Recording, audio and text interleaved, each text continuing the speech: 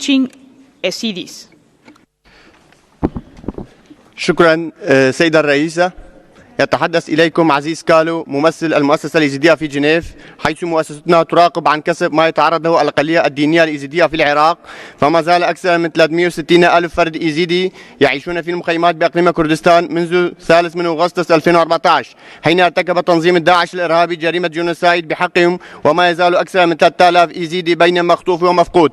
أما في سوريا، ومنذ بدء العمليات العسكرية التي تقودها تركيا وبالتعاون مع الفصائل السورية المعارضة الإسلامية المتشددة، وخاصة في منطقة عفرين وسريكانية وجريسبي، تتعرض الأقليات الدينية الإيزيدية والمسيحية والقومية الكردية والأشورية إلى خطف والقتل، فضلا عن حالات الإجبار الإيزيديين على اعتناق الدين الإسلامي وفرض اللغة التركية في مجال التعليم والتهجير القسري لأبنائها من مناطقهم الأصلية، والتوطين العربي في مناطقهم بهدف تغيير الديمغرافي في المناطق الكردية. وفي سريكانية رأس العين، فالإيزيديون نزحوا من منازلهم مع بدء الحملة العسكرية التركية الأخيرة، كما تعرضت ممتلكاتهم للسرقة وفقا لتقرير نشرتها مؤخرا لجنة التحقيق الدولية في سوريا. وفي سياق متصل بولاية باطمان بتركيا، لا تسمح العشائر المسلمة بعودة الأهالي القرى الإيزيدية كالهوك وتغري وقرى بغرض فلاحة أراضيهم والعيش فيها. شكرا لإصغائكم.